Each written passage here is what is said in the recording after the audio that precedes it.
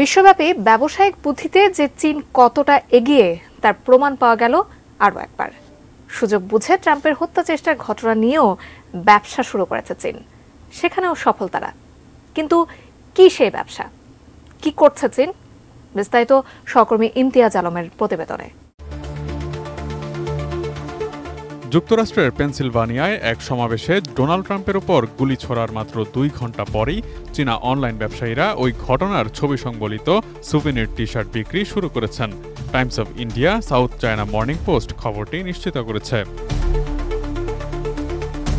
Times of India তাদের প্রতিবেদন অনুযায়ী বলেছে, বিক্রেতা লি জিনওয়ে জানিয়েছেন, ঘটনার কথা জানার পরেই সেই টি শার্টটি আনা হয়েছে। তবে টি শার্ট প্রিন্ট করার আগেই দেখা গেল যে চীন আর আমেরিকা থেকে অন্তত 2000 অর্ডার চলে এসেছে। তিনি আরও বলেন, ডিজিটাল প্রিন্টিং প্রযুক্তি ব্যবহার করে এত দ্রুত টি শার্ট উৎপাদন এবং বিক্রি উপযোগী করা সম্ভব হয়েছে। এর ফলে খুব দ্রুতই টি শার্টগুলো বিক্রি করতে পারছেন তারা।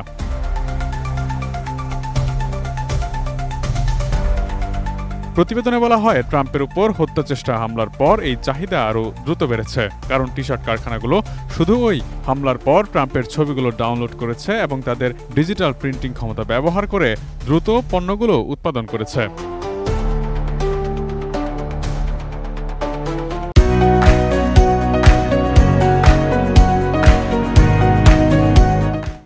এর আগে স্থানীয় সময় গত শনিবার সন্ধ্যায় পেনসিলভানিয়ার বাটলার এলাকায় এক নির্বাচনী সমাবেশে বক্তব্য দিচ্ছিলেন ডোনাল্ড ট্রাম্প। তখনই তার উপর হামলার ঘটনা ঘটে। পাশের একটি ভবনের ছাদ থেকে গুলি চালান থমাস ম্যাথিউ ক্রুকস নামের এক 20 বছর বয়সী ব্যক্তি। হামলার পর ট্রাম্পের ডান কান থেকে রক্ত ঝরতে দেখা যায়। এ সময়ে গুলিতে নিহত হন সমাবেশে অংশ নেয়া এক ব্যক্তি। গুরুতর আহত হন আরও 2 জন। পেনসিলভানিয়া অঙ্গরাজ্যের ভোটারদের তালিকা থেকে জানা গেছে, ট্রাম্পের দল রিপাবলিকান পার্টিরই একজন নিবন্ধিত ভোটার ছিলেন থমাস ম্যাথিউ ক্রুকস। আগামী 5 নভেম্বর অনুষ্ঠেয় প্রেসিডেন্ট নির্বাচনে অংশ নিতে যাচ্ছেন ডোনাল্ড ট্রাম্প।